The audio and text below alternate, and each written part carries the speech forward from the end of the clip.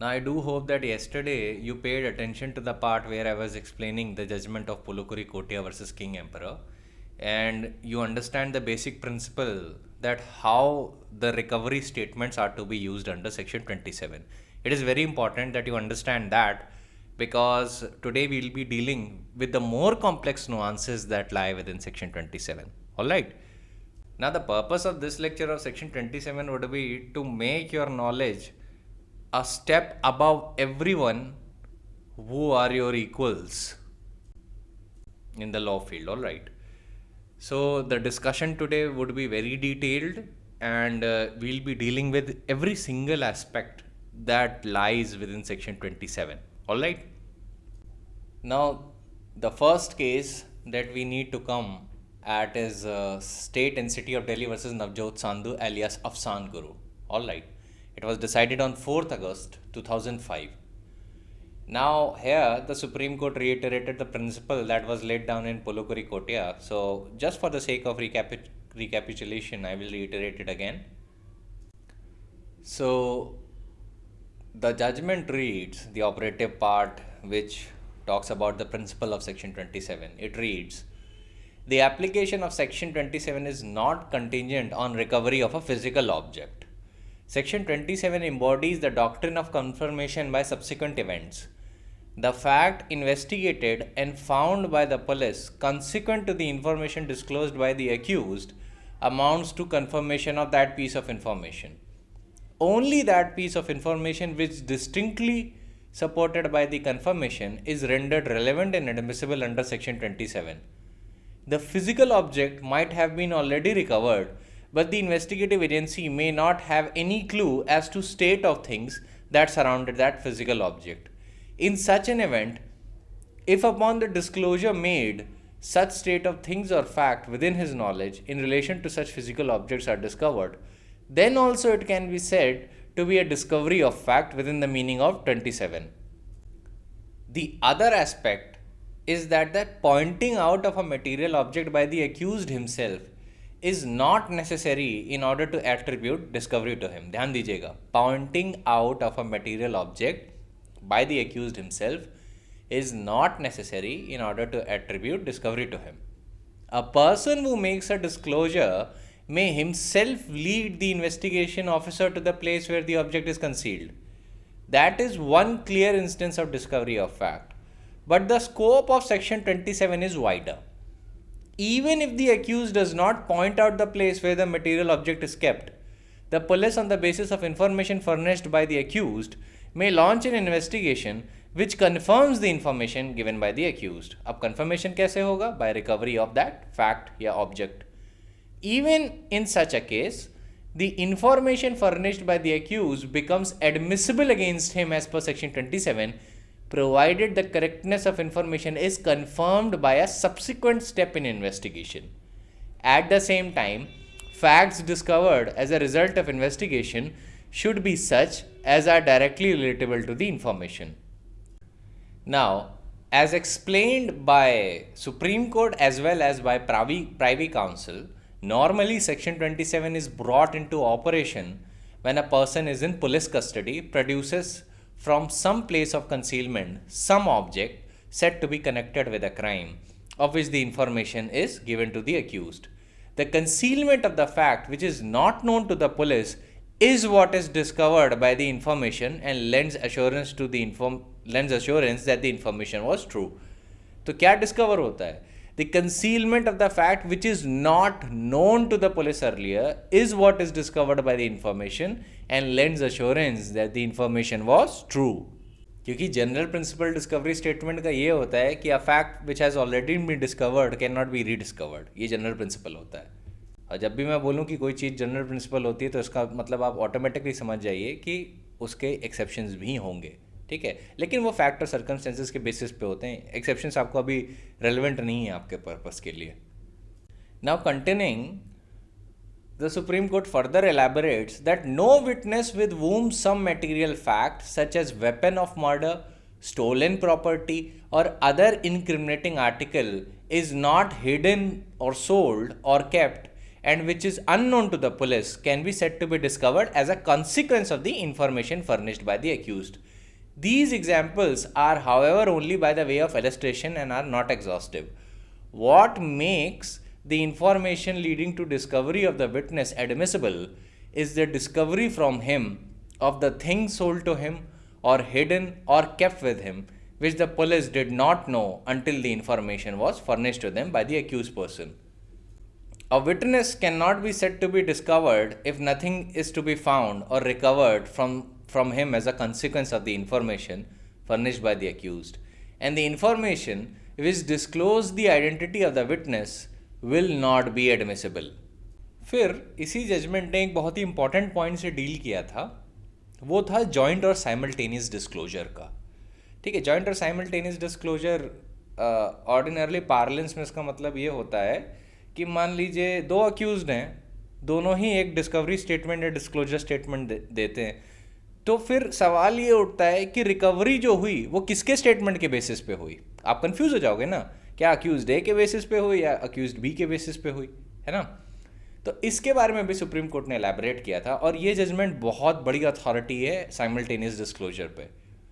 Now the supreme court says joint disclosure before parting with the discussion on the subject of confession under section 27, we briefly refer to the legal position as regard to joint disclosures. This point assumes relevance in the context of such disclosure made by the first two accused, that is Afzal and Shaukat. इन दोनों ने joint disclosure किया था इस case में. The admissibility of the information said to have been furnished by both of them, leading to the discovery of hideout of the deceased terrorist and the recovery of a laptop computer, a mobile phone and a cash of rupees 10 lakh from the truck in which they were found at Srinagar is an issue. Now the senior counsels appearing for the accused persons, Mr. Shanti Bhushan and Sushil Kumar, actually contended before the High Court that the joint disclosure cannot be said to be falling within the ken of section 27. Can का मतलब होता है one's range of knowledge or understanding. ठीक है. In other words, they are saying that joint disclosure does not fall within the scope of section 27. Whereas the opposing counsel, Mr. Gopal Subramaniam, contended that there is no taboo against the admission of such information as incriminating evidence against both informants and the accused person. The opposing council ने यह दर्शन दिया कि नहीं, ऐसा कोई taboo नहीं है, आप एडमिट कर सकते हैं. फिर उसके बाद सुप्रीम कोर्ट ने कुछ अथॉरिटीज़ देखी और बोला, और हाई कोर्ट्स ने कई ये होल्ड करके रखा था क्योंकि section 27 just uses the word a person, तो इसका मतलब है कि एक से ज़्यादा जॉइंट डिस्क्लोजर्स नहीं हो सकते, एक ही पर्सन डिस्कवरी स्टेटमेंट दे सकता है and there can not be any scope of joint disclosures. Supreme court ने बोला that is way too narrow of a view to be taken, ये बहुत ही नैरो पॉइंट ऑफ व्यू है. सुप्रीम कोर्ट ने बोला कि जॉइंट डिस्क्लोजर्स पर से are not inadmissible under section 27, कि ऐसा बिल्कुल भी नहीं है कि जॉइंट डिस्क्लोजर्स इनएडमिसिबल हैं एविडेंस में. A person accused need not necessarily be a single person, but it could be a plurality of the accused.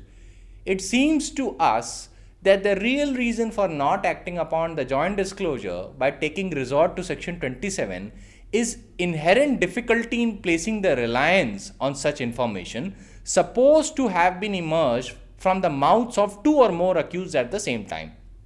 In fact, joint or simultaneous disclosure is a myth, because two or more accused persons would not have uttered information words in a chorus. At best, one person would have made the statement orally and the other person would have stated so substantially in the similar terms few seconds or minutes later. Or the second person would have given an unequivocal nod to what had been said by the first person. Or two persons in custody may be interrogated separately and simultaneously, and both of them may furnish similar information leading to discovery of fact. Or in rare cases, both the accused may reduce the information into writing and hand over the written notes to the police officer at the same time. We do not think that such a disclosure by two or more persons in police custody go out of the purview of section 27. If information is given by one after the other without any break, almost simultaneously, and if such information is followed up by pointing out the material thing by both of them, we find no good reason to eschew such evidence from the regime of section 27. However, there may be practical difficulties in placing reliance on such evidence.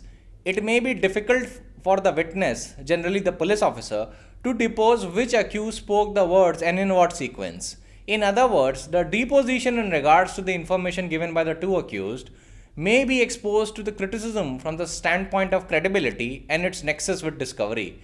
Admissibility and credibility are two distinct aspects. Whether and to what extent a simultaneous disclosure can be relied upon by the court is really a matter of evaluation of evidence. With these prefatory remarks, we have to refer to two decisions of the Supreme Court which are relied upon by the learned defense counsel.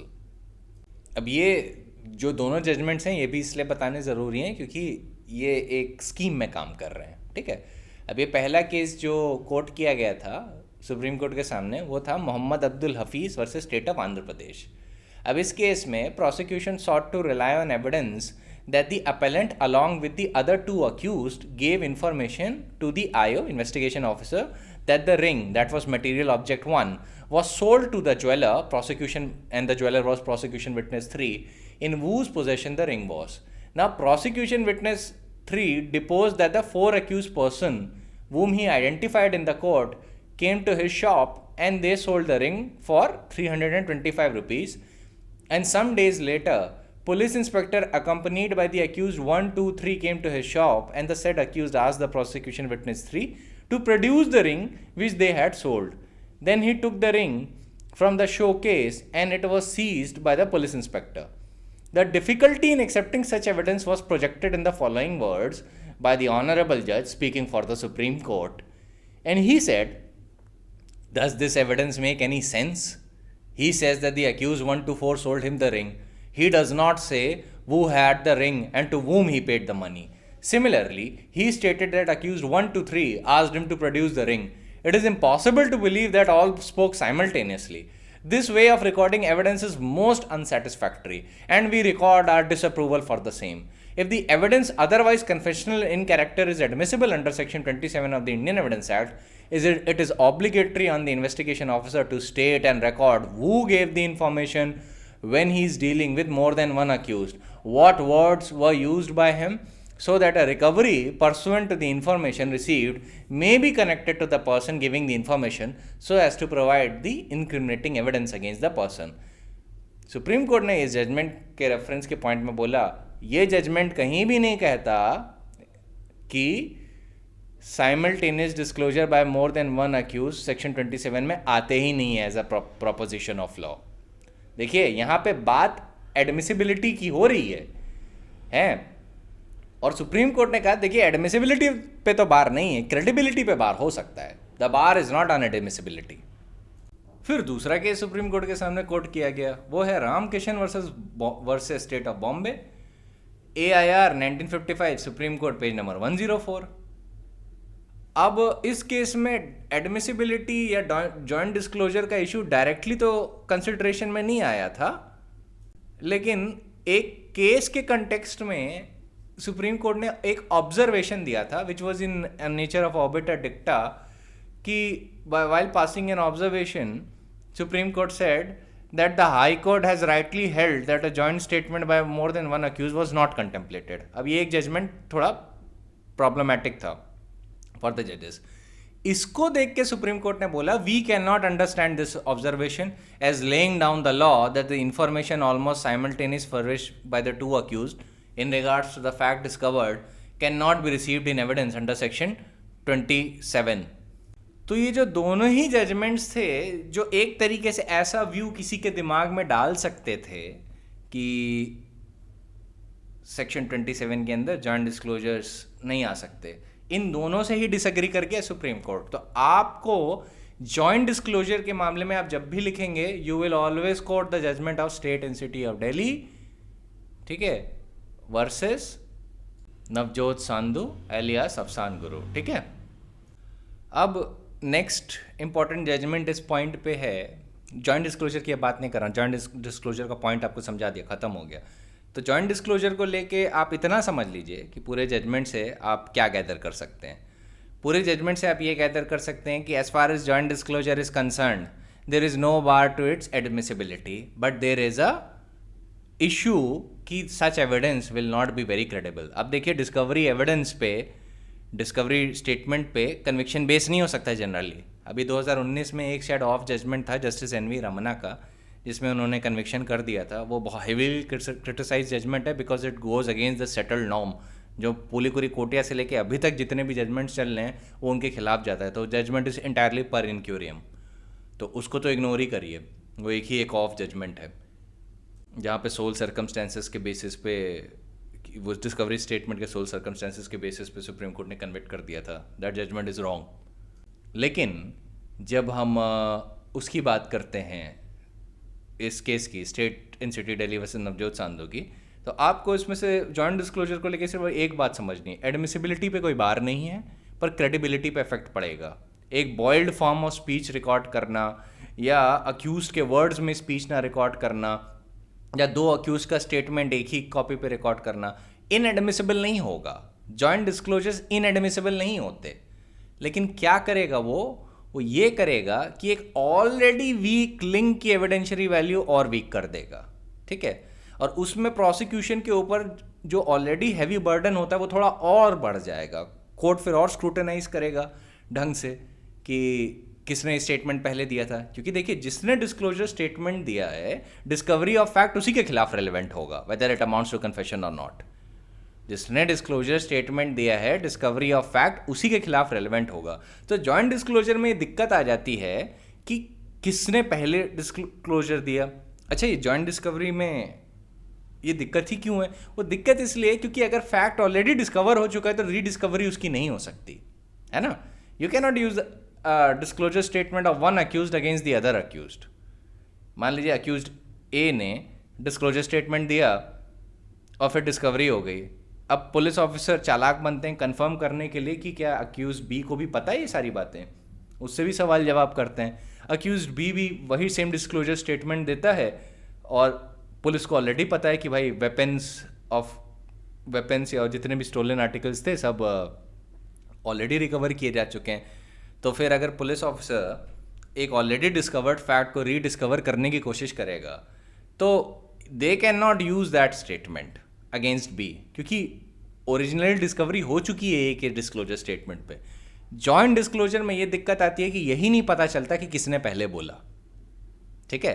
तो ऐसे में joint disclosure को लेके simple से आपको इतना समझना है, इतना पूरा एक्सरसाइज, इतना पूरा आपको समझाने का एक लाइन का प्रिंसिपल है ये कि there is no bar to its admissibility, however it will affect the evidentiary value of such disclosure, और in other words it will affect its credibility, ठीक है।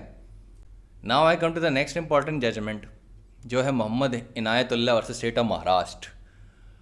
अब यहाँ पे सुप्रीम कोर्ट ने बोला था कि expression provided that together with the phrase whether it amounts to confession और not shows that the section is in nature of an exception to the preceding provisions, particularly section 25 and 26. It is not necessary in this case to consider if this section qualifies section 24 also. Supreme court ने कहा देखिए अभी हम section 24 पे नहीं elaborate कर रहे हैं, लेकिन ये तो पक्का है कि सेक्शन 27, 25 और 26 का एक प्रोवाइजो है। कुछ जजमेंट्स में सुप्रीम कोर्ट ने ये भी बोला है कि 24 का भी प्रोवाइजो है, ठीक है। लेकिन what can be safely set right now कि it is definitely a proviso to section 25 and 26। तो सुप्रीम कोर्ट ने इनायतुल्लाह में ये बोल दिया था कि हम ज़्यादा उसमें नहीं जाएंगे कि अभी ये 24 का एक्सेप्शन है या नहीं। देन द सुप्रीम कोर्ट बेगन it's exercise to find out the real position of law. Supreme Court said, it would be seen that the first condition necessary for bringing the section into operation is a discovery of fact, that is, a relevant fact, in consequence of the information received from a person accused of an offense. The second is that the discovery of fact must be deposed to. The third is that at the time of the receipt of the information, the accused must be in police custody. The last but the most important condition is that only so much of the information as relates distinctly to the fact thereby discovered is admissible, and the rest of the information has to be excluded. The word distinctly means directly, strictly, unmistakably, etc. The words has been advisedly used to limit and define the scope of a provable information. The phrase distinctly relates thereby to be discovered is the linchpin of the provision. The phrase refers to the part which the information supplied by the accused is direct and immediate cause of discovery. The reason behind the partial lifting of ban against the confession and a statement made to police is that if a fact is actually discovered in the consequence of the information given by the accused, it affords some guarantee of the truth of that part, and that part only of the information which was clear. Immediate and proximate causes of the discovery are also within the ambit of that discovery statement. However, no such guarantee or assurance attaches to the rest of the statement, which may be indirectly or remotely related to the fact discovered. Now, it is fairly settled that the expression fact discovered includes not only the physical object produced, but also the place from which it is produced and the knowledge of the accused as to this. अब ये आपको पता है किसकी line use हो रही है, Pulukuri Kottaya versus king emperor.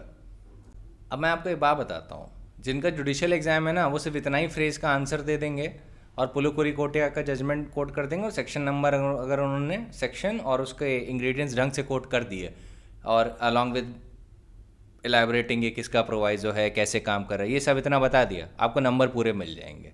ठीक है, आपके लिए तो इतना ही पार्ट रेलेवेंट है. अगर आप यूपी, उत्तराखंड, बिहार, एमपी, झारखंड, इन दिल्ली को छोड़ के किसी भी स्टेट में अपेयर करना चाह रहे हैं तो इतना रेलेवेंट होता है. हरियाणा में थोड़ा बार दिल्ली से काफ़ी कम होता है, लेकिन बाकी स्टेट से, थियोरेटिकल एग्जामिनेशन के स्टेट से ज़्यादा होगा इस सिचुएशन पे. तो आपको इससे थोड़ा एक्स्ट्रा जानना होगा, पर बहुत ज़्यादा एक्स्ट्रा नहीं. जितनी भी चीज़ें मैं ये आपको बता रहा हूँ, बाकी सिचुएशन कवर कर रहा हूँ, ये प्रैक्टिस के पर्पस से बहुत एसेंशियल है और आपकी नॉलेज के पर्पस से भी बहुत एसेंशियल है. क्योंकि मान लीजिए आगे इन एग्ज़ाम्स ने अपना बार बढ़ा दिया कि अभी तो ये पुराने पैटर्न पे ले रहे हैं, मान लीजिए पैटर्न चेंज कर दिया, कभी भी कर सकते हैं. तो ऐसी सिचुएशन में you have to be ready for the new questions that might be asked. क्योंकि अब जो ट्रेंड है ना जुडिशियल एग्जामिनेशन का, वो चेंज हो रहा है. अब उनको चाहिए कि जो एस्पेरेंट उनके पास आए उसके पास नॉलेज थरो हो इन सारे मैटर्स पे, और of course having an additional knowledge never hurts. अब इनायतुल्लाह में जो अक्यूज ने स्टेट किया था एज अ डिस्कवरी स्टेटमेंट, तो उसने बोला था कि I will tell the place of deposit of 3 chemical drums which I took out from the Haji Bunder on 1 अगस्त. अब इसको सुप्रीम कोर्ट ने बोला it will be seen that he never said that it was he who had deposited the drums at the place from which they were produced. And it seems that the latter part of the statement, which जो इस terms में है, which I took out from Haji Bandar, it is an outright confession of a theft. तो उसके बाद supreme court ने फिर यही प्रिंसिपल्स अप्लाई किए स्टेटमेंट पे और बोला, having cleared the ground, we will now consider in the light of the principles clarified above the application of section 27 to the statement of the accused. आपको भी ये जानना बहुत ज़रूरी है कि ये प्रैक्टिस में और प्रैक्टिकली कैसे स्टेटमेंट्स को सेपरेट किया जाता है सेक्शन 27 के पर्पस के लिए. पुलुकुरी कोटिया को तो बता दिया, अब इनायतुल्लाह का जानिए. Now, Supreme Court said that the first step in the process was to pinpoint the fact discovered in the consequence of this statement. तो इस केस में रिकवरी क्या हुई थी? 3-fold facts were discovered. First, the chemical drums. Secondly, the place that was Musafir Khana, Crawford Market, wherein the chemical drum deposit laid, and the accused person's knowledge of such deposit. Now, the next step was to split up the statement into its components and to separate the admissible from the inadmissible portion or portions. Only those components or portions which were immediate cause of discovery were legal evidence and not the rest, which must be exercised. Thus, in instant case, only the first part of the statement I will tell the place of deposit of 3 chemical drums was immediate and direct cause of the fact of discovery. And this portion was admissible under section 27. The rest of the statement, that is, which I took out from Haji Bandar on 1st August, constituted only the past history of drums or their theft by the accused, and it was not the distinct and proximate cause of the discovery and had to be ruled out of evidence altogether. ठीक है. फिर ये जो principal है इनायतुल्लाह का, Bodhraj alias Bodha and others versus state of Jammu Kashmir decided on 3 September 2002, यही principal reiterate हुआ इस केस में. ठीक है. जुडिशियल एग्जामिनेशंस के लिए और इन जनरल आपको प्रिंसिपल्स याद रखने होते हैं, फैक्ट्स नहीं याद रखने होते हैं. You have to remember principles more. Facts आपको इसलिए मैं बताता हूँ जिससे आपको एक एप्लीकेशन ऑफ लॉ समझ में आ जाए. आपको ये जानना बहुत ज़रूरी है कि लॉ अप्लाई कैसे हो रहा है, क्योंकि सारा law except jurisprudence practical subject है. There is nothing theoretical in it. अब एक और केस सुनिए. अब इसमें से असिस्टेंट सेशन जज से एक ब्लंडर हो गया था. इसमें इस केस का नाम है के चिन्नास्वामी रेड्डी और स्टेट ऑफ आंध्र प्रदेश, और इसमें भी सुप्रीम कोर्ट ने सेक्शन 27 का स्कोप कंसिडर किया था. अब इस केस में अपेलेंट जो था, ये was convicted under section 411 IPC, मतलब स्टोलन प्रॉपर्टी के मैटर में. ठीक है.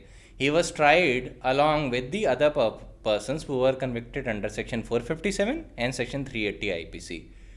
अ house had been burgled and the valuable articles stolen in this case. During the course of the investigation, the police recovered 17 ornaments on the basis of the information given by the appellant, मतलब disclosure statement के basis पे.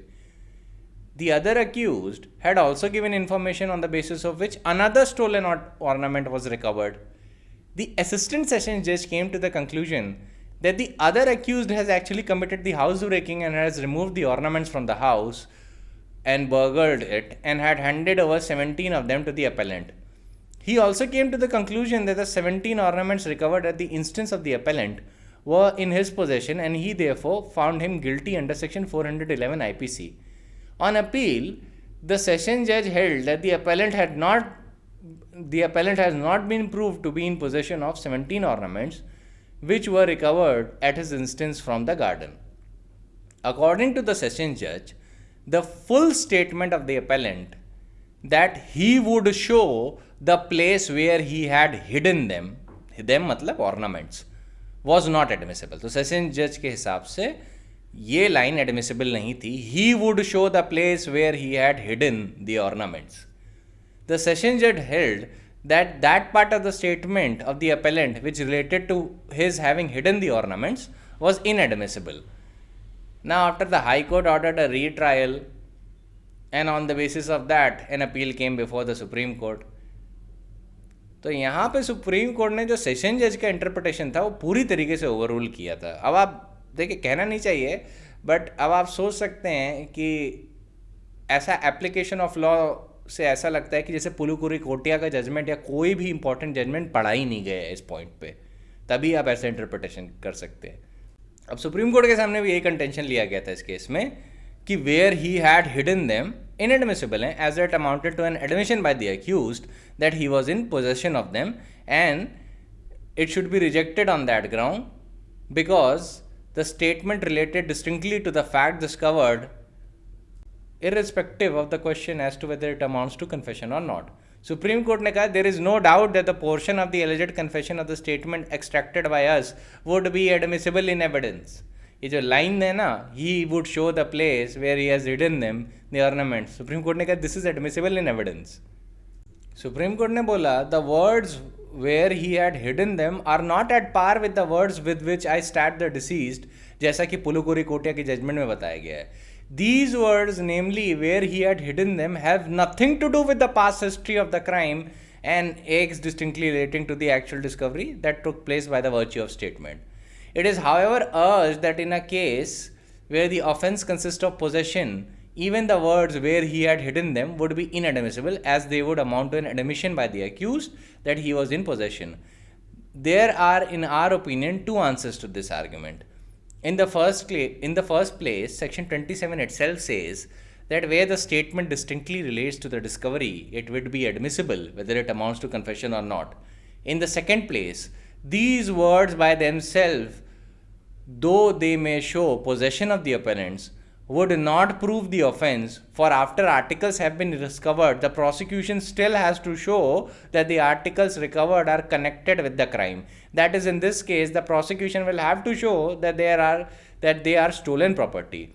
We are there of the opinion that the entire statement of the appellant, as well as that of the other accused, who stated that he has given the ornament to the Bada Sahib and would have recovered it from him, would be admissible in evidence, and the session judge was wrong in ruling out that part of it. Therefore, as relevant and admissible evidence was ruled out, the session judge in this case has clearly erred.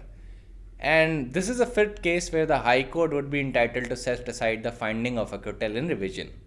अब आप एक बात जान लीजिए, मैंने आपको कल ही principal बताया है बड़ा सिंप्लीफाई करके. It is not permissible to tell what the accused persons did with the object, but it is permissible to tell what he did to the object. ठीक है, तो मैंने थोड़े वर्ड प्ले किए थे आपके लिए प्रिंसिपल्स सिंप्लीफाई करने के लिए. तो ये आप इंफॉर्मेशन गैदर कर सकते हैं पुलुकुरी कोटिया से ही कि ये तो रेलेवेंट नहीं हो सकता कि ये पर्सन बोले कि उस नाइफ से जिससे मैंने चाकू मारा था ये मैं आपको दिखाता हूँ. तो ये जो पार्ट है ना, इस नाइफ से जिससे मैंने चाकू मारा था, ये तो एक्सक्लूड हो जाएगा.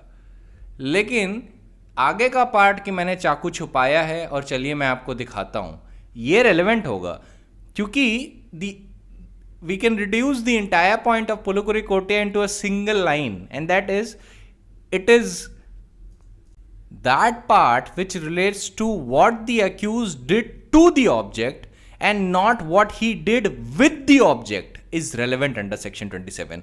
मतलब ये तो बताना परमिसिबल है कि what he did to that object, पर ये बताना परमिसिबल नहीं है what he did with the object. ठीक है, अगर मान लीजिए वो ऑब्जेक्ट वेपन ऑफ ऑफेंस है. स्टोलन प्रॉपर्टी के केसेस में या जहां पे ऑर्नामेंट हिडन है, तो फैक्ट कि अक्यूज ने वो ऑर्नामेंट्स हाइड किए, that would be relevant whether it amounts to confession और नॉट. तभी ये टर्म यूज किया गया है, whether it amounts to confession और नॉट, क्योंकि किन्हीं सिचुएशंस में मियर पोजेशन में अमाउंट टू कन्फेशन, और sometimes having the knowledge that something is hidden there and a crime has been committed may amount to confession. Always remember, under the scope of section 27, इसमें fact discovered का मतलब यही नहीं होता है कि it is equivalent to the object produced. Fact discovered will also embrace the place from which the object is produced, the knowledge of the accused as to this, and the information given distinctly relating to such facts. ठीक है, ये तीनों चीजें section 27 के अंदर होंगी. However, the past use of the object would not be having a nexus with the discovery. ठीक है.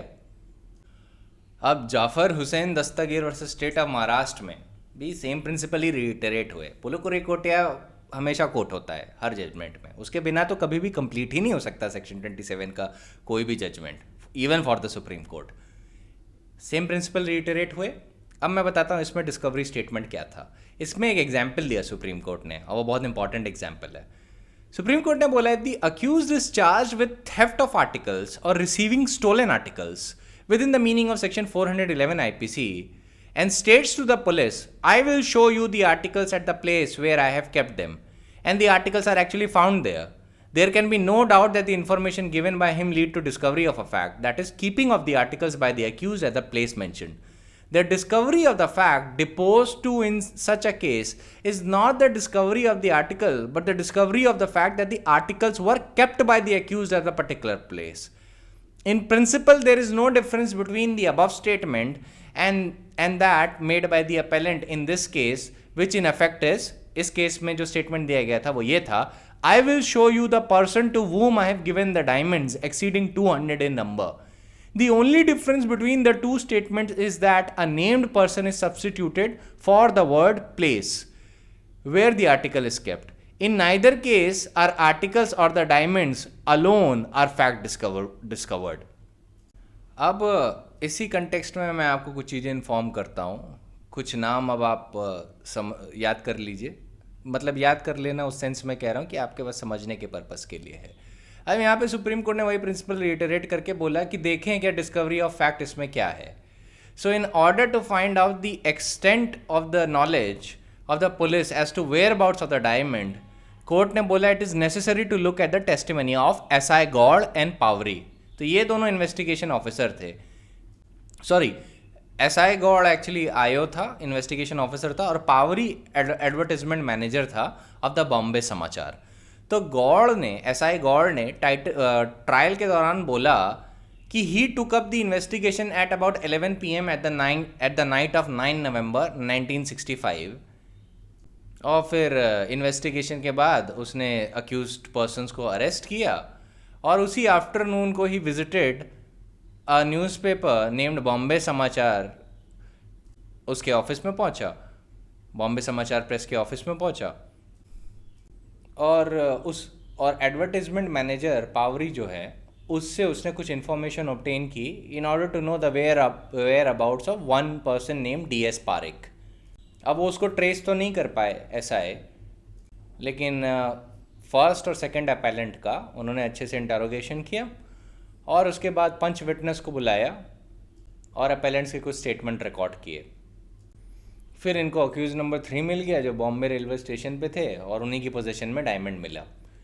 डायमंड मिलने के बाद इन्होंने, जो एडवर्टाइजमेंट मैनेजर था बॉम्बे समाचार प्रेस का पावरी, उससे बोल दिया था कि एक्यूज पर्सन्स का नाम और एड्रेस क्या है, और एडवर्टाइजमेंट के कंटेक्स्ट में थोड़ी बातें हुई।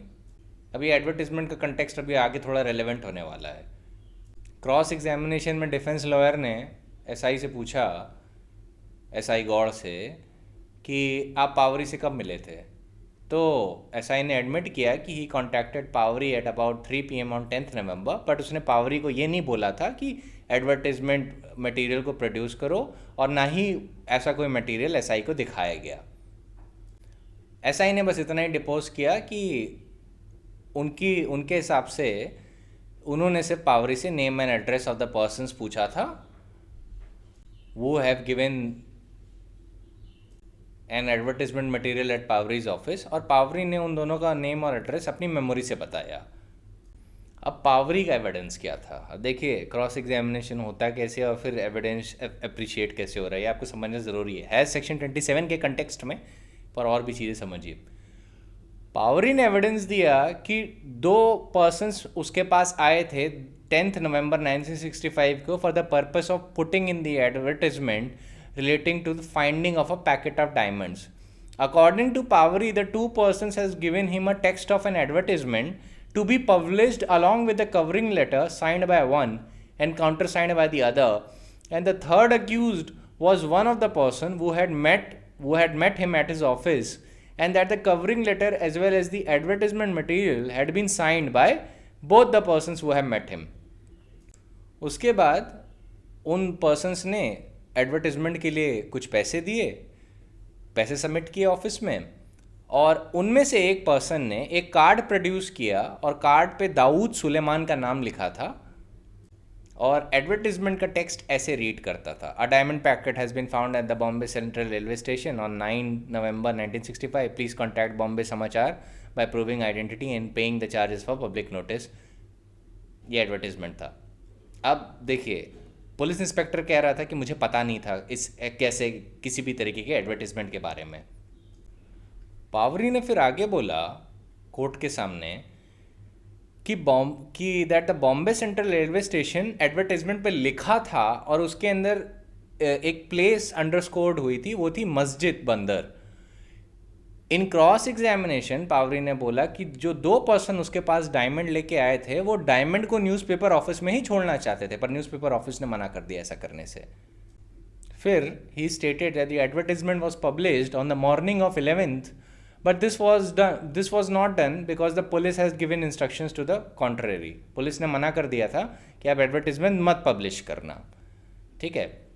Then police had gone to their office in the afternoon where he had told them what had taken place in the morning. अब कोर्ट ने बोला, in the view of this evidence, it is not possible to accept the testimony of Mr. Gaur at all. It is incredible that God, who has gone to the newspaper office specially for the purpose of finding out whether anybody has approached the newspaper people to surrender the diamonds, would not ask Pavri in detail about the person who had met him, or what they told him, or what they had done about the publications of the finding of diamonds. Pavri's definite statement was that he had told police all that has happened in the morning. In our view, Pavri must have shown God the advertisement material. Court ने बोला दिखाया ही होगा, हो ही नहीं सकता कि ना दिखाया हो. The covering letter with the card और names of the those person and the address of them, ये सारी चीज़ दिखाई गई होंगी. ये जो ऐसा ही कह रहे हैं ना, ये सारी चीज़ें नहीं दिखाई. सुप्रीम कोर्ट ने कहा बोला कि हम कल नहीं पैदा हुए थे, हमें भी पता कि कैसे चीज़ें होती हैं. Then the Supreme Court stated that he could not have possibly failed to tell God that the two persons who had come to him had even offered to hand over the diamonds. There is no positive evidence as to whether God had asked the Bombay Samachar people not to insert the advertisement in the morning of 11th. But nothing turns on that.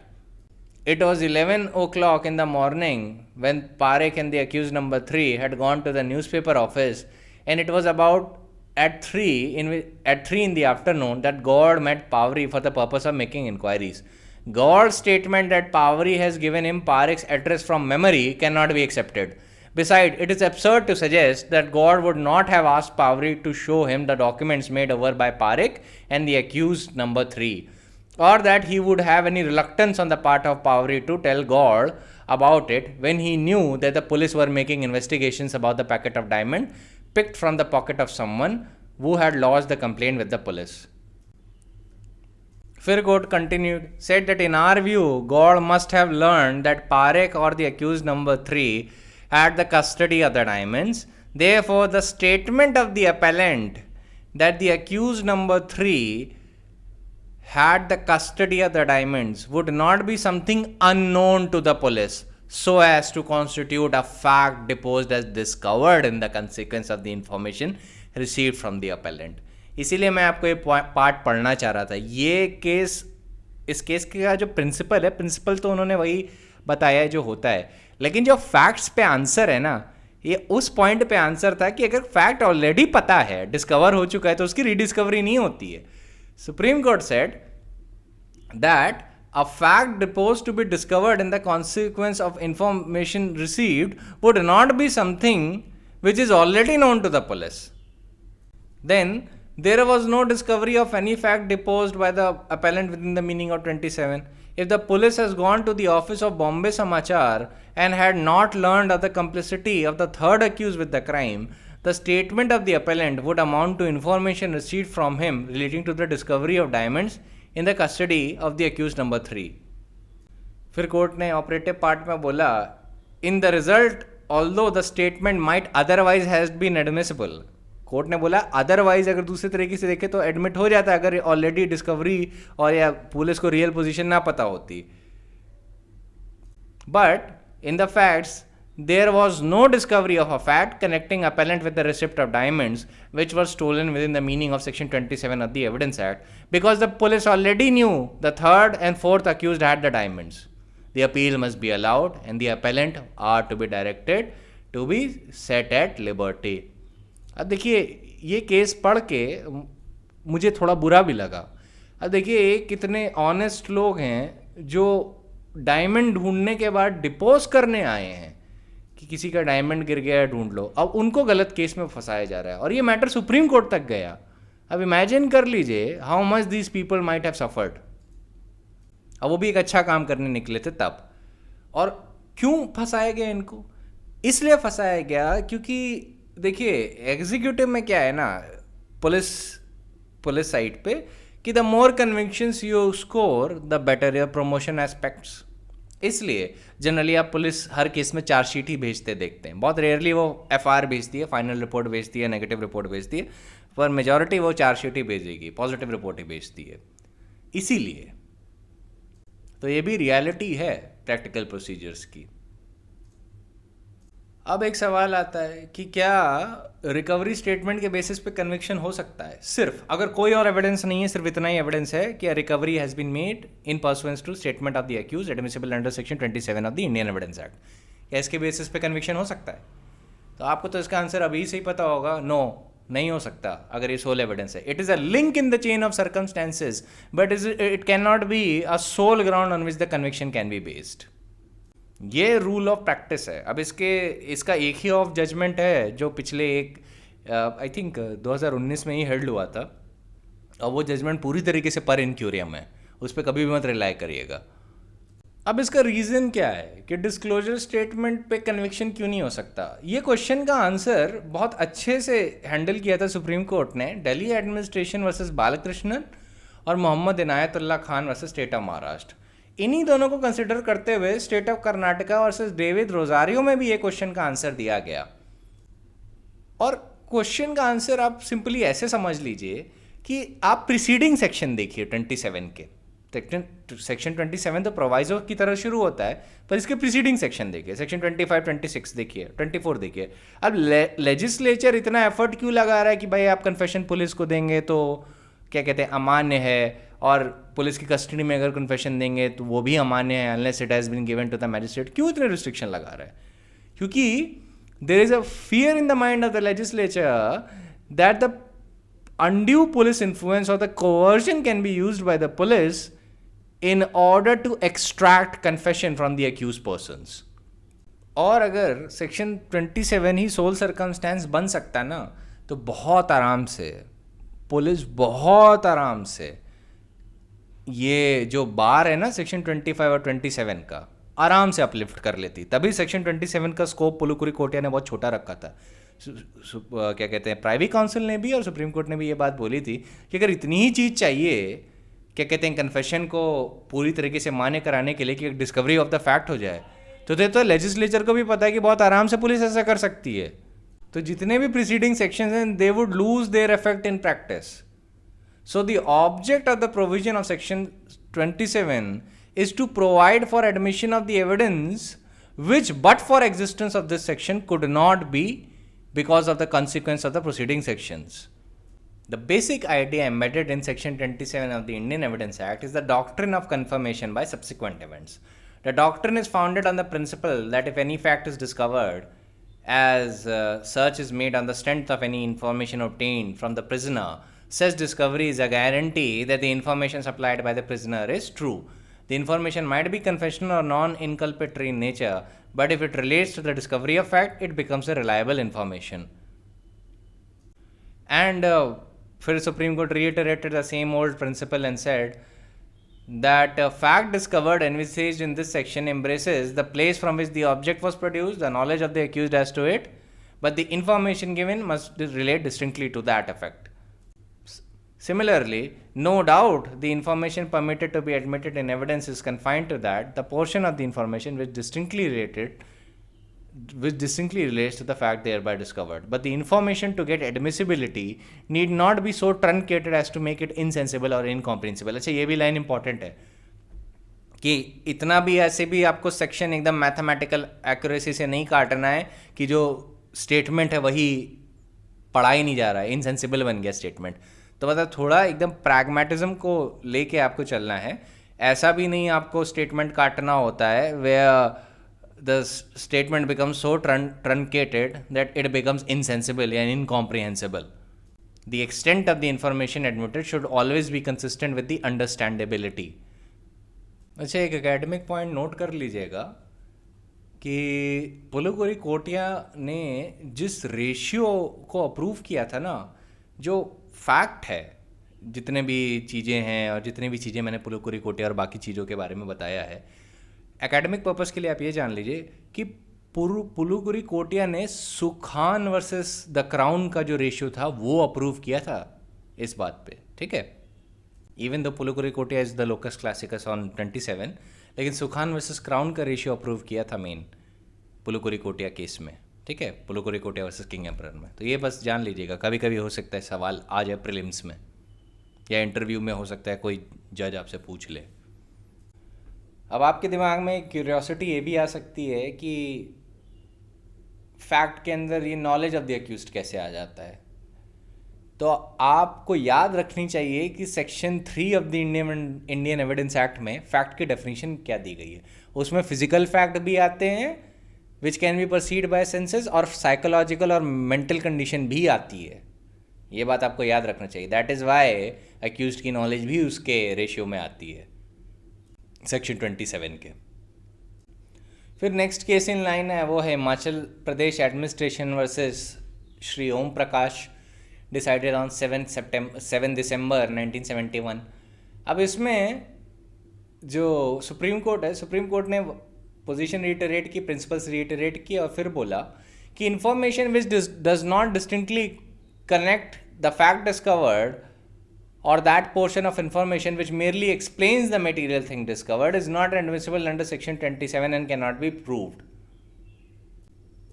Normally section 27 is brought into operation where the person is in police custody, produces from the place of concealment some object which can be said to be connected with the crime of which informant is the accused person. The concealment of the fact which is not known to the police is what is discovered by the information, and it lends assurance that the information was true.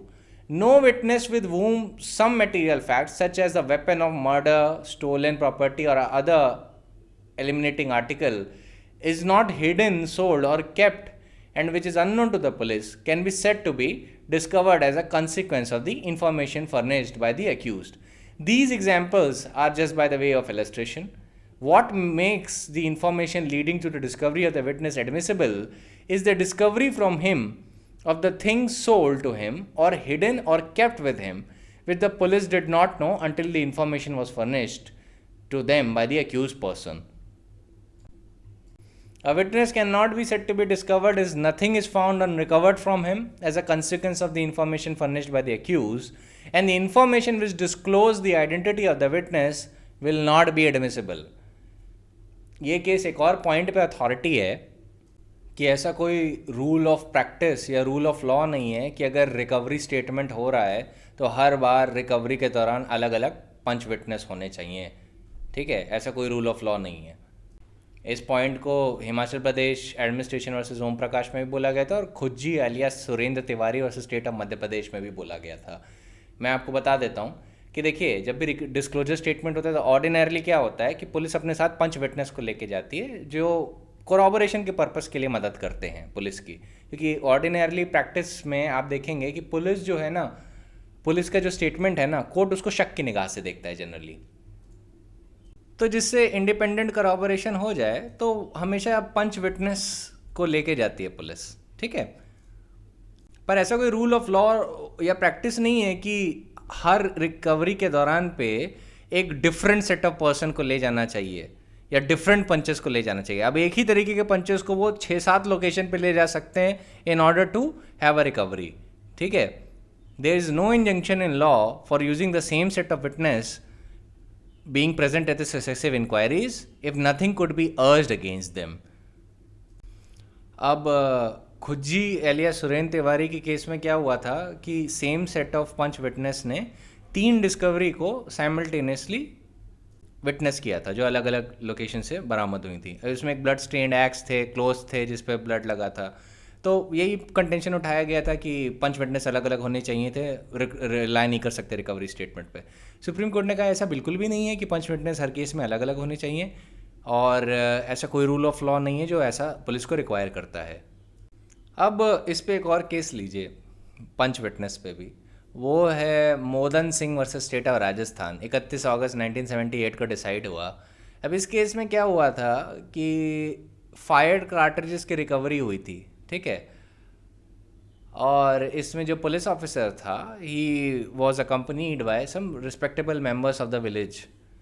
लेकिन हुआ क्या कि trial के दौरान जो members of the village थे ना, वो रिकवरी स्टेटमेंट देने से रिजाइल कर गए, मुकर गए। तो डिफेंस ने ये बात उठाई कि जो सीजर विटनेस थे वो मैन ऑफ स्टेटस थे in village and they are not supporting the recovery would be fatal to the prosecution. Supreme court ने कहा कि we would rather not place any reliance on the witness who attested the seizure memo if the evidence of the investigation officer who recovered the material objects is convincing, then the evidence as to recovery need not be rejected on the ground that the seizure witness do not support the prosecution case. एक और practical procedure बता देता हूँ। जब एक बार recovery हो जाती है ना, किसी मटेरियल ऑब्जेक्ट की रिकवरी हो जाती है, तो उसको ना सील करके रखना चाहिए, ठीक है। ये नहीं कि वो ओपन में खुला पड़ा है, they have to be sealed. अब एक सवाल उठता है कि मान लीजिए अक्यूज्ड पर्सन्स को पुलिस ने टॉर्चर करके रिकवरी स्टेटमेंट लिया है, जो कि अक्सर ऐसे ही लेते हैं, तो ऐसे में क्या एडमिसिबिलिटी पे बार है सेक्शन 27 के किसी भी डिस्क्लोजर स्टेटमेंट के? Then the answer is no, ऐसे एडमिसिबिलिटी पे बार बिल्कुल भी नहीं है, लेकिन क्रेडिबिलिटी और रिलायबिलिटी पे ज़रूर बार पड़ेगा ऐसे डिस्क्लोजर स्टेटमेंट का, ठीक है। इन्फॉर्मेशन तो एडमिसिबल होगी, लेकिन उस इन्फॉर्मेशन पे कितना रिलाय किया जा सकता है ये डिपेंड करता है कि क्या इन्फॉर्मेशन अक्यूज ने वॉलंटरली दी थी या उससे एक्सट्रैक्ट की गई है। ये आंसर था इस क्वेश्चन का supreme court in the case of Rammi alias Rameshwar versus state of Madhya Pradesh. It was decided on 21 September 1999। अब एक सवाल होता है कि क्या ओपन स्पेस में अगर मान लीजिए कोई आर्टिकल हिडन है तो क्या रिकवरी हो सकती है? इन other words, if an article is discovered from a place which is generally accessible to the public, can it be said that statement of the accused is inadmissible in this case? The answer is no. इसका answer दिया था supreme court ने state of Himachal Pradesh versus Jeet Singh में, decided on 15 March 1999।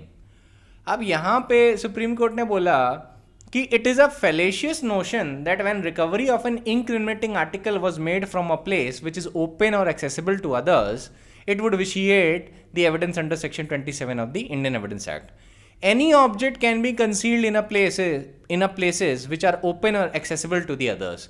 For example, if the article is buried on the main road side, or if it is concealed beneath dry leaves lying on public place, or kept hidden in a public office, the article would remain out of the visibility of others in normal circumstances. Until such article is disinterred, its hidden state would remain unhampered. The person who hid it alone knows where it is hidden, and until he discloses that fact to any other person. Hence, the crucial question is not whether the place was accessible to others, but whether it was ordinarily visible to others. If it is not, then it is immaterial that the concealed place is accessible to others. अगर वो दूसरों को visible नहीं है, then in that case ये immaterial है कि where the place where the object was hidden was accessible to others. क्योंकि अक्सर जब डिफेंस ये पॉइंट उठाता है वो इसलिए उठाता है क्योंकि वो ये कहना चाहता है कि ऑब्जेक्ट प्लांटेड है। अब एक सवाल आता है कि क्या discovery of common place articles को कैसे डील करेंगे? इसका आंसर दिया था सुप्रीम कोर्ट ने state of Kerala versus Thomas में। इसका साइटेशन है 1986 volume number 2 supreme court cases page number 411। ध्यान रखिएगा, इंटरनेट पे सर्च करेंगे तो आपको एन.एम. थॉमस का केस मिलेगा, वो कॉन्स्टिट्यूशन से रिलेट करता है, ठीक है। ये एसएससी में ही रिपोर्ट हुआ था और कहीं नहीं रिपोर्ट हुआ ये। तो इसमें सुप्रीम कोर्ट ने बोला था कि अगर कोई ऐसा आर्टिकल है जो कॉमन प्लेस का है या जैसे कि मतलब जो ऑर्डिनरली मार्केट में मिल सकता है विद नो पेक्यूलियरिटी और स्पेशल कैरेक्टरिस्टिक्स, तो उसकी भी एविडेंशियरी वैल्यू हो सकती है और वो भी सेक्शन 27 के एम्बिट में आएगा। लेकिन the court said that the availability of such articles in open market would not be a discrediting factor for the recovery evidence if those articles are claimed by the accused or their buyer as their own testimony of the parents or other relatives of the deceased regarding the identifying of those articles should be reliable. ठीक है, ये बड़ा crucial factor है। Supreme court ने basically इतनी सी बात बोली कि उनको आइडेंटिफाई किया जा सकता है कि मान लीजिए अक्यूज्ड बता दे कि वो कौन है, और क्या कहते हैं ऐसी सिचुएशंस में मान लीजिए कि relatives of the deceased identify कर लें उसको, और या तो बायर उस आर्टिकल्स का अपनी ओन टेस्टिमनी से ऑथेंटिकेट कर दे। तो मतलब बहुत तरीके हैं ऐसे कॉमन प्लेस आर्टिकल्स को भी आइडेंटिफाई करने के लिए। बट ऐसी किसी सिचुएशन में अगर testimony of independent punch witness is not made available in support of the prosecution at the trial, then the alleged discovery of the ornaments at the instance of the accused could not be accepted solely relying upon the testimony of the police officer who has been found to be otherwise unreliable. अगर police officer unreliable है और साथ में कोई पंच evidence भी नहीं है। तो ऐसी सिचुएशन में फिर ऐसी टेस्टिमनी को, डिस्क्लोजर स्टेटमेंट को जनरली कोर्ट एक्सेप्ट नहीं करेगा। लेकिन इसकी प्राइमरी कंडीशन है कि पुलिस ऑफिसर को अनरिलायबल होना चाहिए, और वो ट्रायल पे पता चलेगा वो अनरिलायबल है या नहीं। ठीक है, कोई प्रिजम्पशन बना के कोर्ट नहीं बैठा रहता। अब कई ऐसी प्लेसेस हैं which are open and accessible to others. मान लीजिए कब्रिस्तान में कुछ चीज़ें छुपा दी गई, तो क्या डिफेंस ये बोलेगा कि भाई कब्रिस्तान में तो अक्सर लोग आते जाते रहते हैं, सो इन दैट सिचुएशन में तो वो वैसी जो रिकवरी स्टेटमेंट है वो बेकार हो जाता है? The answer is no. Always focus on one thing, कि क्या विजिबल है, क्या वो ऐसी चीज़ तो नहीं जो ऑलरेडी डिस्कवर्ड है। इन सारी चीज़ों पे फोकस करिए, that is the main crux. ठीक है, इन सारे मैटर्स पे। अब जैसे सुप्रीम कोर्ट ने state of Maharashtra versus Bharat Fakira Diwar में found the recovery of a blood stained grinding stone from a tall grass from a place very close to the house of the accused person। ठीक है, ऐसी situation में वो open space में था, पर supreme court ने बोला कि वो एडमिसिबल है। वैसे ही Ibrahim Moosa Chauhan versus state of Maharashtra में सुप्रीम कोर्ट ने एक plastic bag which contained hand grenades, वो एक हीप में छुपाए गए थे जो ब्रोकन टाइल्स के नीचे थे, और वो जो प्लेस थी वो ओपन प्लेस थी। उस कॉन्टेक्स्ट में सुप्रीम कोर्ट ने बोला कि undoubtedly the appellant's disclosure statement has been made before the police as well as the punch witness. The fact that he did not disclose the place where the contraband has been hidden remains entirely insignificant, for the reason that he had led the police party to the said place and the said recovery has been made at his behest. The open space where the recovery has been made, though was accessible to anybody, it must be remembered that the contraband had been hidden and that it was only after digging was done at the place shown by the appellant the recovery was made. Hence, it would be impossible for a normal person having access to the said place to know where the contraband goods were hidden. वैसे ही Delhi high court in the case of Jeet versus state में उनके सामने भी एक contention लिया गया था कि वेपन ऑफ ऑफेंस एक पार्क से बरामद हुआ है जहाँ पे पब्लिक की जनरली एक्सेस है। तो दिल्ली हाई कोर्ट ने देखा जो वेपन ऑफ ऑफेंस था वो एक हीप ऑफ कंस्ट्रक्शन के नीचे छुपाया गया था। तो ऐसे केस में दिल्ली हाई कोर्ट ने बोला कि merely because a place is open and accessible to the others would not vitiate its recovery। ठीक है, the test is whether it is visible to other or whether it is hidden। The fact the place is open and accessible to the other is not that material। अब मान लीजिए कि मतलब independent पंच witness नहीं मिले और recovery के जितने भी विटनेस हैं वो सारे पुलिस विटनेस हैं, तो क्या ऐसी सिचुएशन में क्या करेंगे? What would you do? Delhi high court ने उसका एक आंसर दिया है। दिल्ली हाईकोर्ट ने बोला है इन the case of Dinesh Kumar Mathur versus state and city of Delhi decided on 16 अगस्त 2017 कि merely because all the evidence of recovery are police witnesses and no independent public witness were joined for effecting recovery अपने आप में prosecution के लिए फेटल नहीं होता है। In absence of other causes, जब तक दिखाए ना दिए जाएं कि वो अनरिलायबल हैं वो विटनेस, या वो झूठ बोल रहे हैं, या स्टॉक हैं एक्सेट्रा, बहुत सारी चीज़ें होती हैं कि मेन क्रक्स ये होता है कि दे आर अनरिलायबल और they are lying before the court. तो दिल्ली हाईकोर्ट ने बोला कि recovery can not be held to be doubtful only because a police personal stood as a witness therein. ठीक है, अब एक चीज़ मैं आपको बताता हूँ कि कभी कभी क्या होता है कि अगर किसी चीज़ को पाने में अननेचुरल डिले हो जाता है, कि मतलब जो कॉमन आर्टिकल्स हैं रिकवरी में बहुत ज़्यादा डिले हो जाता है ना, तो कोर्ट जनरली शक की निगाह से देखता है ऐसी रिकवरी को। इस पे भी मैं एक केस बता देता हूँ। Surjeet Kumar alias Shakir Ali alias Ganja versus state. अब इस केस में अक्यूज पर्सन ने डिस्क्लोजर स्टेटमेंट दिया था that led to recovery of articles such as an उस्तरा, blood stained clothes from some places near the railway stations. अब रिकवरी बाय देमसेल्व्स क्या कहते हैं, cannot constitute a strong incriminating circumstances, लेकिन उनका significance तो फिर भी होता है। तो Delhi High Court said that it has been repeatedly held that a recovery of a common object, even weapon of like articles such as knives or sticks, do not cloth the prosecution version with any special significance unless their location naturally points to the special knowledge। Also, if such objects are recovered from open areas or places accessible to all, the courts have ruled that the manner of recovery or the recovery itself does not assume significance. On the other hand, if the articles are recovered from hidden places or remote or inaccessible places, or the articles themselves are not common objects and have some special link with the crime or the victim, the matter and the knowledge of its location assumes significance and it can become an admissible piece of evidence by virtue of Section 27 of the Indian Evidence Act. अब Delhi high court ने क्या बोला? बोला the weapons allegedly recovered from the accused and the appellants in this case were from a place of crowded place such as a New Delhi railway station. Now, despite the fact that there are traces of blood group A were found on Ustra belonging to Sujit Kumar, and जो blood था वो वही same blood group था जो deceased का था, the fact that they were recovered from an open place renders this evidence a bit unreliable. However, the trial court only considered the fact that these weapons were recovered in pursuance of disclosure statement and therefore admissible under Section 27. Lekin it paid no heed to the fact that they were recovered from an open and without any public witness other than a witness named Mr. Mohammad Najim. Further, in case of these appellants, the recoveries were made nearly 2 months after incidents. Strangely, Mohammad Najim was around to help police when it was his turn to depose about these in court.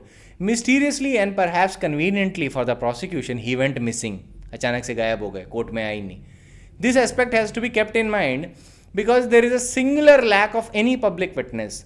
Despite the area being crowded at almost all the times of the day, because railway station is almost visited by 3 lakh visitors each day. The sheer improbability of this story and the further aspect of such common object would remain hidden for nearly 2 months undermines the credibility of the prosecution story in this regard. तो यहाँ पे issue credibility का attack हुआ, admissibility का नहीं. ठीक है, यहाँ पे क्रेडिबिलिटी अफेक्ट हो गई because of the peculiar fact and circumstances. तभी मैंने वो पेक्यूलर फैक्ट और सर्कमस्टांसेस बताया. इंडिपेंडेंट करॉबोरेशन नहीं हुआ और प्रोसिक्यूशन की स्टोरी भी इम्प्रॉबेबल लग रही थी और साथ में कॉमन प्लेस आर्टिकल 2 महीने के लिए छुपे रहे, तो कोर्ट को थोड़ा डाउट हो गया इन सारी सिचुएशंस को लेके. अब देखिए, अब एक और केस है Mousam Singh Roy versus state of West Bengal, decided on 21 August 2003. अब इसमें क्या हुआ था कि एक्साइज बुक, जो खाता बुक होती है, वो रिकवर हुई from the house of the accused person. अब प्रोसिक्यूशन ने रिलाई किया इस चीज़ पे कि जो एविडेंस था, हैंड राइटिंग एक्सपर्ट्स ने भी बता दिया कि जो हैंड राइटिंग थी उस बुक पे, खाता बुक पे, वो अक्यूज पर्सन की ही थी और जो वो रिकवर हुई थी that was recovered in pursuance of disclosure statement. ठीक है, अब इस केस में एक बड़ा फंडामेंटल फेटल एक्ट हुई थी पुलिस के द्वारा. उन्होंने देखिए कैसे अपना एविडेंस बेकार कर लिया.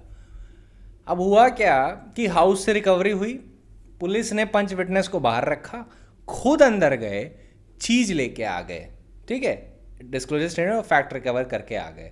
तो जब भाई पंच विटनेस को प्रोड्यूस करने के ट्रायल के दौरान आए तो पंच विटनेस ने बोला कि हमने एक्चुअली नहीं देखा कि ये बुक कहाँ पे पड़ी हुई थी, हम तो बाहर रुके हुए थे, पुलिस ऑफिसर अंदर गए, आयो अंदर गए और बाहर आए बुक के साथ.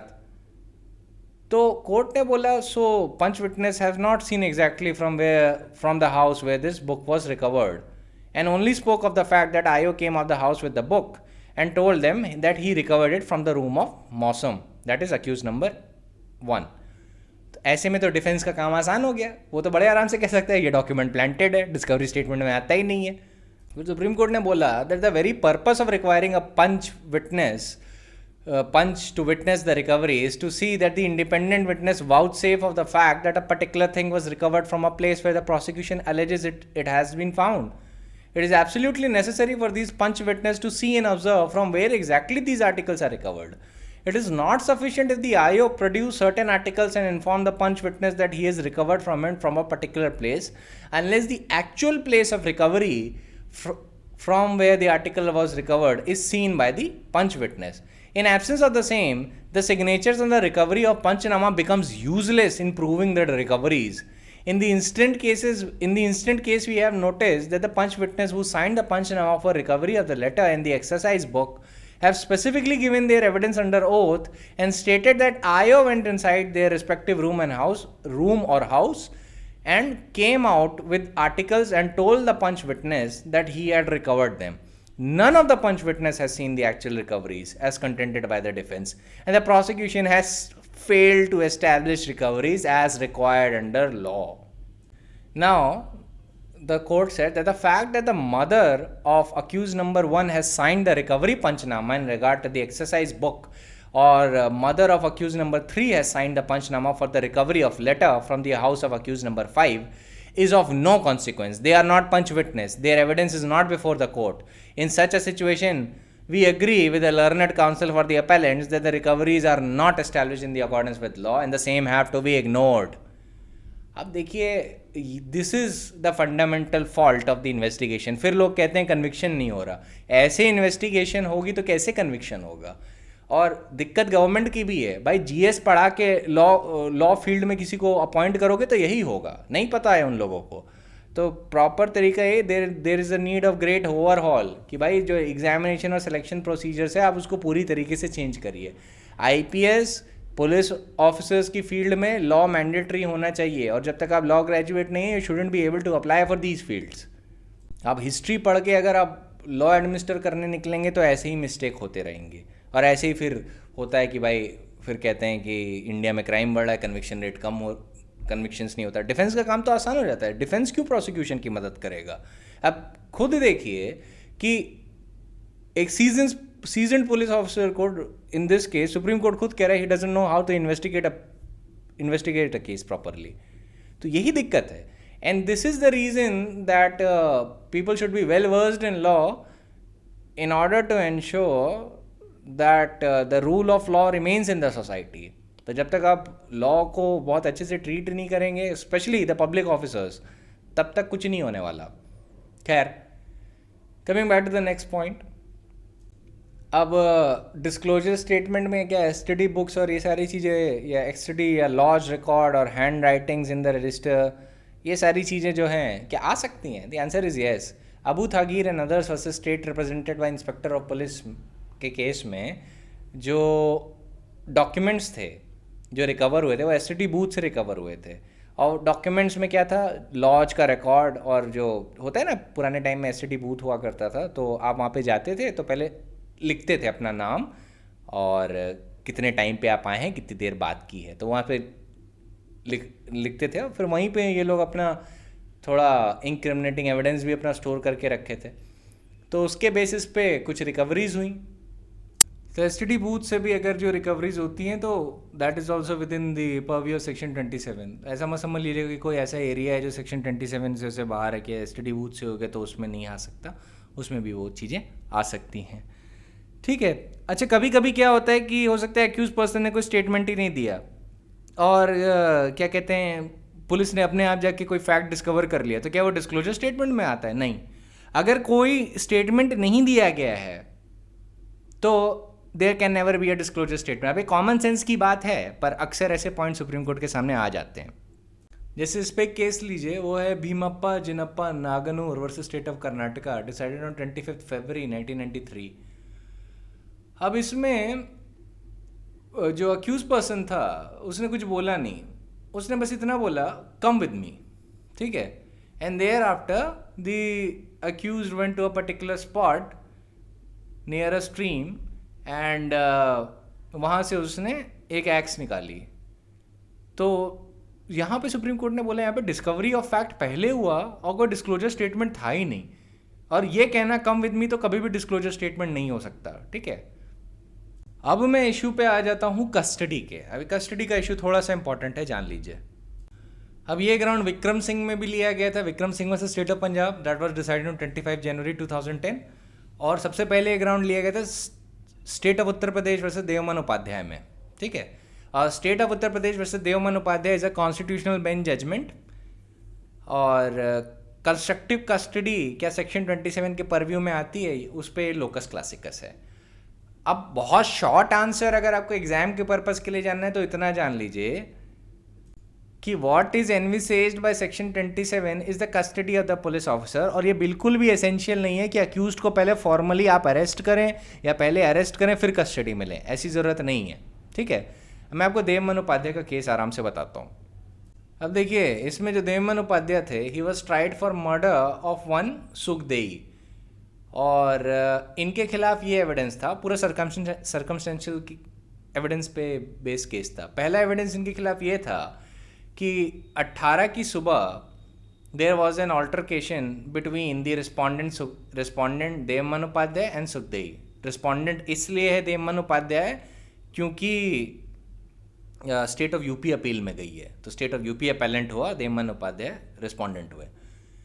तो पहला एविडेंस इनके खिलाफ था कि इन्होंने धमकी दी थी कि he would smash her face, and on 18th evening Devman Upadhyay borrowed a ganasa from a person named Mahesh. Third incriminating circumstance जो इनके खिलाफ था वो ये था कि before the day break he was seen going towards and taking a bath in a village tank। Fourth incriminating circumstances against him was कि नहाने के बाद ये तुरंत भाग गए। फिफ्थ was, अब ये जानना चाहिए, सब्सिक्वेंट कंडक्ट में आता है।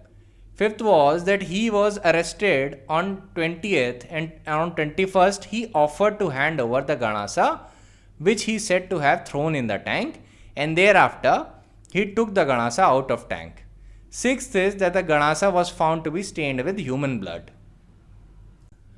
अब इनको कन्विक्ट कर दिया गया था and he was sentenced to death by the sessions जज। अपील पे जब ये हाई कोर्ट पहुंचे तो हाई कोर्ट के सामने इन्होंने ग्राउंड उठाया कि सेक्शन 27 ऑफ जो इंडियन एविडेंस एक्ट है वो आर्टिकल 14 के वायलेशन में है। क्यों है? क्योंकि it creates an unjustifiable discrimination between the person in custody who statement leading to discovery was made admissible and persons not in custody who statement was consequently not made admissible if it led to discovery. तो मतलब इनका ground ये था कि देखिए section 27 क्या कहते हैं डिस्क्रिमिनेशन कर रहा है कि एक को कस्टडी में रहना ज़रूरी है और हमको क्या कहते हैं, और दूसरे आदमी अगर कस्टडी में नहीं है तो उसका क्या कहते हैं जो स्टेटमेंट है वो रेलेवेंट नहीं होगा। अब इसमें सुप्रीम कोर्ट ने क्या बोला? सुप्रीम कोर्ट ने इसमें वही कंस्ट्रक्टिव कस्टडी वाला पॉइंट बोला कि a person who approaches police officers investigating an offence and offers to give some information leading to discovery of that incriminating fact must be deemed to have surrendered himself to the police and to be in custody within the meaning of section 27 of the Indian Evidence Act। अब supreme court ये बात मानता है कि persons not in custody making statement to the police leading to discovery of facts are possible a rare class of cases। लेकिन कोई भी person जो और खुद ही पुलिस के सामने आता है and offers to give information leading to discovery is deemed to have surrendered himself to police. तो कोर्ट ने बोला कोई लॉ इस वजह से स्ट्रक डाउन नहीं हो सकता because they are other instances in which might have been applied. तो कोर्ट ने बोला कि देखिए लॉ बनता है ये प्रैक्टिकल चीज़ों के लिए बनता है, इस पर थ्योरेटिकल या डॉक्ट्रिनेयर अप्रोच आप नहीं रख सकते कि एक एक्स्ट्रा सर्कमस्टांसेस तो इसे हटा देना चाहिए, ऐसा नहीं कर सकते आप। फिर कोर्ट ने बोला ये जो एक्सप्रेशन यूज्ड हुआ है सेक्शन 27 में कि a person accused of any offence is merely a descriptive of the person against whom the evidence is sought to be led in criminal proceeding। It is not necessary that the person should have been accused of an offense at the time when the statement leading to discovery of fact was made। Important है, ठीक है, ये कहीं लिख लीजिएगा देवमन उपाध्याय के context में कि जो सेक्शन 27 में जो वर्ड यूज हुआ है ना person accused of any offence, ये उसका डिस्क्रिप्शन है कि a person against whom the evidence is sought to be led in criminal proceeding। ये ज़रूरी नहीं है कि the person should have been accused of an offence at the time when the statement was made leading to discovery of a fact. अब थोड़ा सा मैं constitution पे भी बात कर लेता हूँ कि what are the principles by which you interpret a constitution. ये भी कोट किया गया था इस केस में, तो थोड़ा कॉन्स्टिट्यूशन का भी पॉइंट जान लीजिए कि the principle of classification is that first that a law may be constitutional even though it relates to a single individual if on the account of some special circumstances or reasons applicable to himself and not applicable to others, that single individual may be treated as a class by himself। Secondly, there is always a presumption in favor of the constitutionality of an enactment, and the burden is upon him who attacks it to show that there have been a clear transgression of the constitutional principles.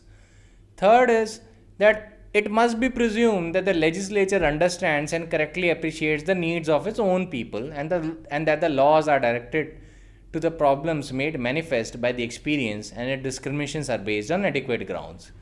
Then the legislature is free to recognize degrees of harms and may confine its jurisdiction to those cases where there is need to be clearest.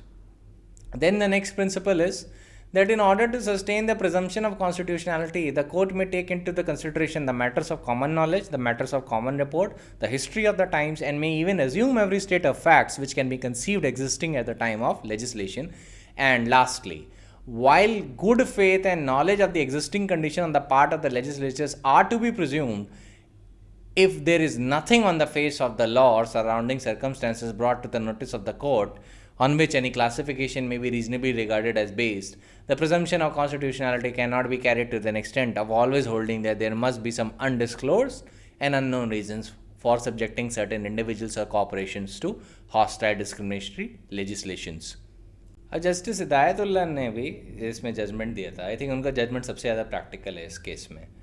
उन्होंने shorn of any verbiage, he just took the issue by its neck and simply said that if we look at section 161 की 161 162 भी point में था before Supreme Court in this case, और उसके बाद he read judgment section 24 to 27 and said that if we look at these rules, we look at these statutory provisions, and we look at the corresponding provision in CRPC, that is section 164 as well, we can find that the rules are based on the maxim nemo tenor prodere sipsum. इसका मतलब है no one should be compelled to incriminate himself. Principle क्या है? Neither judge, magistrate nor juryman can interrogate a person or require him to answer the question tending to incriminate himself, much less than ought constable to do so, whose duty as regards to person is simply to arrest and detain him in safe custody.